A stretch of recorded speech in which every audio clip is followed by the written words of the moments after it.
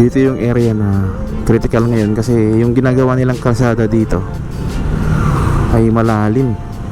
Kaya minsan yung mga napwesto ng bahay dun sa gilid ng kalsada ay wala, di ba? Kaya yung ginawa dito, nilagay na lang mismo sa gitna ng tubig. Kaya lang yung ano dito, delikado pag tumaas yung tubig. So ngayon yung mode of transportation nila dyan sa may ginagawa nilang New Manila International Airport ay bangka. So limited lang yung may biyahe mo na bibigat na bagay like mga bakal, mga semento. So once matapos to itong kalsada, tingnan natin yan. Marami ng mga gamit na may transport papunta dyan sa ginagawa nilang airport. Ang New Manila International Airport ay project ng San Miguel Corporation na may budget na 740 billion pesos. Itatayo ito sa 2,500 hectares na bahagi ng Manila Bay na may planong magkaroon ng 4 na runways at expandable ito hanggang 6 na kayang mag-accommodate ng 100 million passengers every year. Ito yung ginagawa nilang mga girders dito na ilalagay dun sa may Tawiran Bridge. Kapansin-pansin yung pagyanig niya pag may dumadaan na mga mabibigat na sasakyan. Gumagalaw tong tulay. Ang paligid nito ay magkaroon ng seaports, residential area at industrial zone na itatayo para sa komersyo at turismo. Pag natapos na ang nasabing airport ay makakapag-produce ito ng libo-libong trabaho sa mga Pilipino, dadami ang mga negosyo, investor at lalong-lalo na ang turismo sa Bulacan.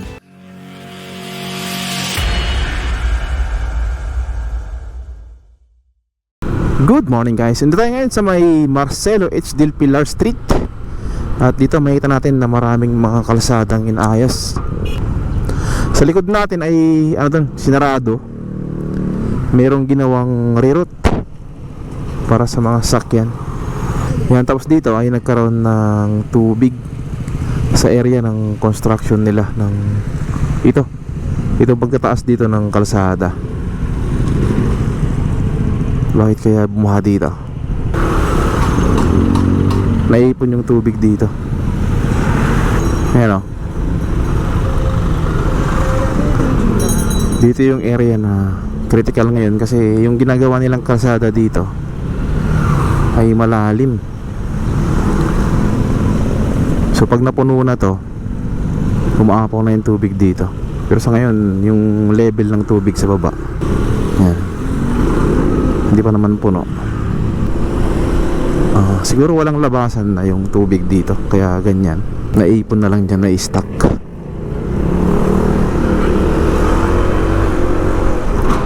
Yan, kasi ganito kataas yung gagawin nila. Yan. Sa 20 inches pataas yung ginagawa nila dito. Kaya doon papunta sa likod natin, ginagawa na yan hanggang sa dulo yata yun ng Marcelo H. Del Pilar. Yung iba ini-stop nila dun sa unahan kasi binubungkal na yung mga lupa So nagkaroon ng reroute. Kanina dumaan tayo sa liblib na barangay kasi sinaraduhan yung ibang parte ng kalsada kasi inuhukayan siya. Ito siya. Yan, ganyan kataas. Alright, proceed tayo sa ginagawa nilang New Manila International Airport.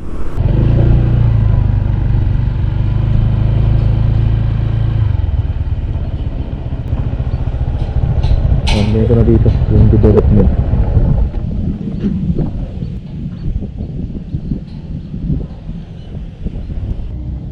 Ito yung luma na pinaka dito, seawall. Ano siya? Ito yung gilid niya, may tubo dito. Ito yung pahingaan nila siguro. Dito sa may pinakagitna niya. Anong pa to Ubando, Bulacan. Ito yung location natin. Yan siya. At may mga bahay din dyan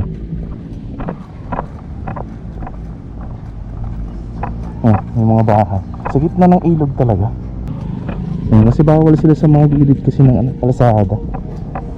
Bawal sila doon kasi may mga clearing minsan. Kaya minsan yung mga napwesto ng bahay dun sa gilid ng kalsada ay wala, iba. Kaya yung ginawa dito, nilagay na lang mismo sa gitna ng tubig. Yan. Kaya lang yung ano dito, delikado pag tumaas yung tubig. Okay naman dito kasi meron siyang ano dito, seawall. So kung magbukas tong gate dito, ito yung tataas sa may looban. Pero once na hindi naman siya nagbukas dito, itong gate, safe sila kahit tumaas yung tubig dito sa kanan. Hindi pa rin tatawid sa kabila yung tubig. Ayos. Okay din. Okay itong pwesto nila. Maraming bahay din yan. Siguro mga nasa 20 na pamilya. Ito yung gate niya eh. Yan. Marami rin mga puno dito na. Bakawan yata to. Hindi. Ito yata yung bakawan.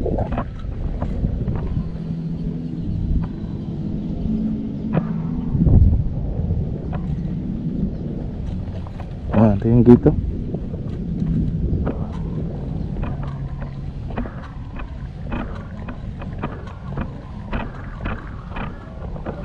Okay rin pala dito sa may gate nya. Maganda rin siya na pasyalan. Yan oh. May open konti tong gate dito. Hindi nila naraduhan. Yan dito. Ito yung pinaka niya, yung tinataas baba para magsara. Yan, ito yung ginagawa nilang kalsada. Yan yung papuntang New Manila International Airport. Yan. Mayroong isang padiretso papuntang airport, and then mayroong pakaliwa papunta dito sa may Navotas. Kaya kung tuusin mo naman dito pag natapos tong kalsada dito, lahat ng gamit nila, like yung mga mabibigat, mga bakal, pwede lang i-transport papunta dito sa may airport. So ngayon yung mode of transportation nila dyan sa may ginagawa nilang New Manila International Airport ay bangka. So limited lang yung may biyahe mo na bibigat na bagay, like mga bakal, mga semento. So once matapos itong kalsada, yan, tingnan natin yan. Marami ng mga gamit na may transport papunta dyan sa ginagawa nilang airport. Hintayin natin. Kasi ito namang airport kasi na-delay pa to eh. So sabi ni Sir Ramon ang last year, October 2024, sinabi niya na ma-delay itong paggawa nila o pagtambak nila dyan ng mga buhangin tsaka mga lupa kasi wala silang source na, kumbaga naubusan. So naghahanap pa sila ng ibang source. So hopefully next year or fourth quarter ngayong 2025 ay maumpisan ulit itong pagtambak dito. Antayin natin. Kasi once nag-resume yan at tuloy-tuloy na, sigurado mga 2028 ganyan, 2029 ay magbubukas na yan, operational na yan. Once matapos yan ay maraming mga makikinabang dyan na mga taga Bulacan dito, taga Malabon, yung mga lalo na yung mga naapektuhan ng dito pagtatambak ng lupa dyan, yung mga yung mga barangay na malapit doon. Kaya sigurado yun yung unahin nila, priority para mabigyan ng trabaho. Yan. Malawak kasi ito eh, 2,500 hectares yan itong New Manila International Airport. So makita natin, last update natin ay nasa pa lang eh, kulang-kulang 2,000. So meron pang mga 500 plus na hektarya yung tambakan nila. Dito banda na yun eh, sa may papuntang Navotas. Yan, dito banda. Yan, dito tingnan natin dito. Sa may unahan natin. Ito yung ginagawa nilang mga girders dito na ilalagay dun sa may Tawiran Bridge. Yan. Napakainit. Yan, nasa 11 AM ngayon.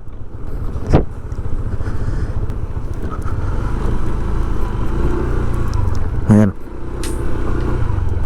Tapos may mga metal dito. Ito yung pinaka ano niya, pinaka forma niya. Saka siya lalagyan ng buhos. Ayan siya. So 4 yun, kabilaan 8. So bali 8 ano yun, module bago nila buhusan. Ito naman yung bandang dulo.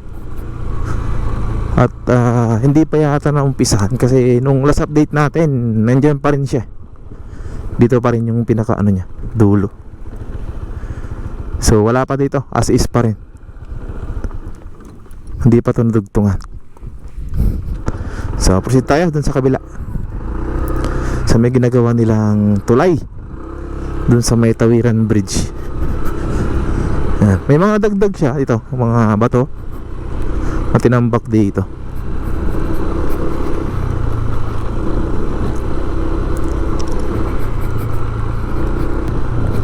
Yan. Lapad din to, nasa 4 lanes to pag natapos.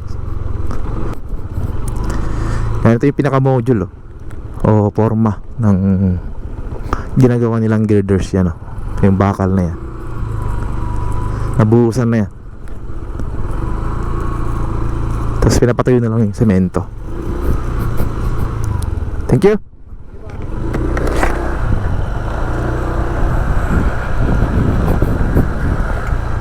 Sir, thank you po.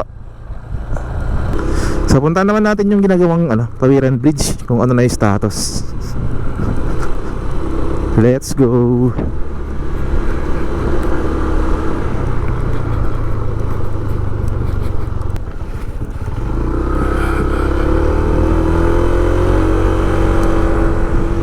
Ayan, ito yung ginagawang tulay dito.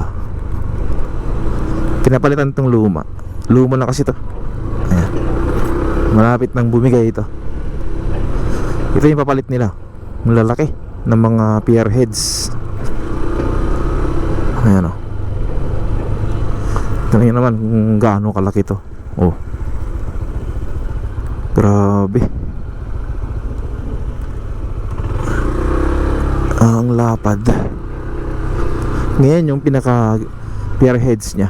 Yan yung patungan ng mga girders, yung ginagawa nila dun sa may pinuntahan natin na ginagawang kalsada. Dito ipapatong yung mga yun, yung ginagawa nila. Yan, yung magsilbing nya, pinaka girders nya. Saka siya papatungan ng slabs, yan. Saka yung pinaka flooring nya, yun na yun, dadaanan ng mga sakyan. Kapansin-pansin yung pagyanig nya pag may dumadaan ng mga mabibigat na sasakyan. Gumagalaw tong tulay. Pero malapit na rin to matapos itong kabila. Kasi once matapos to, itong kaliwa, ito naman sila sa bandang kanan. Bali, ganyan din yung gawin nila, kalapad. So bali, 2 lanes siya. Nasa 4 lanes. Yan, dito lang tayo, proceed tayo dito. Yan, ito yung mga dun dito, yung mga girders. Nakahanda na yan para dun sa may pinaka pier heads nya. Ipapatong lang yan Yan, kaya meron siyang bakal sa dulo-dulo nya. Alright, punta naman natin dyan yung ginagawang rehabilitation ng kalsada. Yan, dito na. Ito yung sinasabi ko na mga kabahayan sa gilid ng kalsada. Yan, minsan kasi nag-widening so nadadamay yung mga bahay. Yan, kaya yung mga bahay na iba ay naglalagay nilang dun sa may gitna ng tubig para hindi sila mabala. Uy, ito na Tapos na hanggang dito. Paglagpas mo dito sa may mga kabahayan, andito na sila.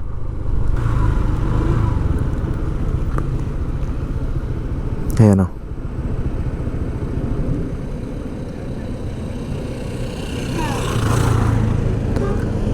mukhang patapos na to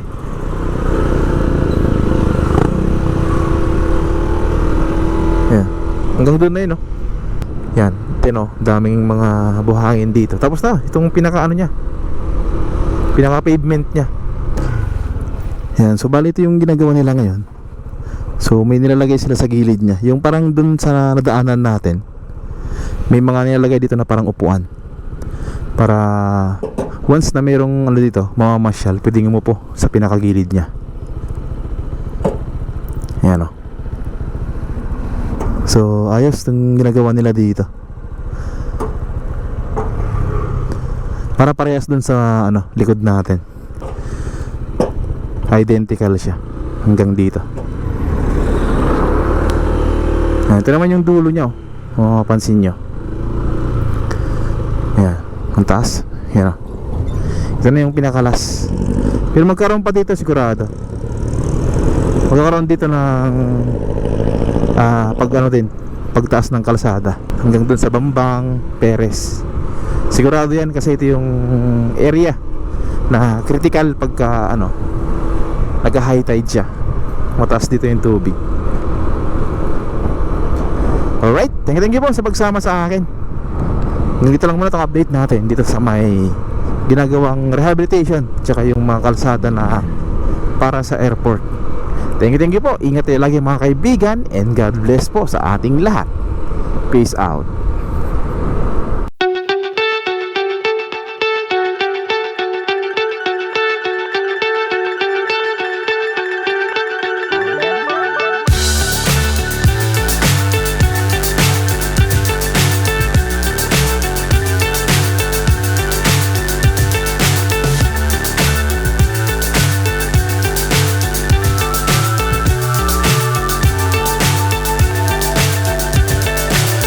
So high I'm hypnotized.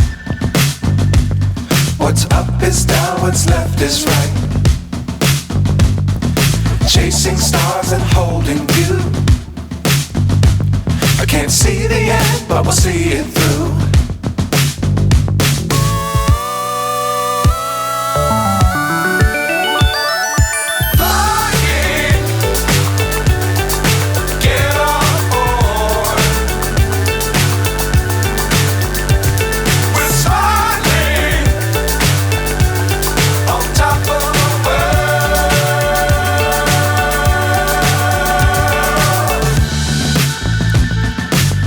Times don't fly too high. Be sure to keep the ground in sight. Fly forever if you keep it tight. Love the world but keep the sky on your mind.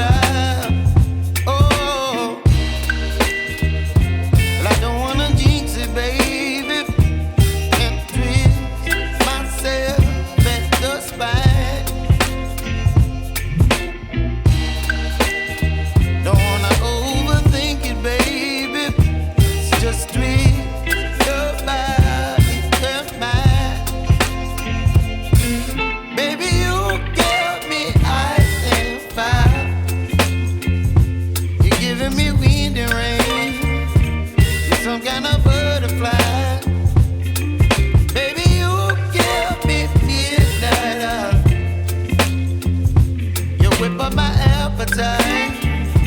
Don't leave me here high and dry.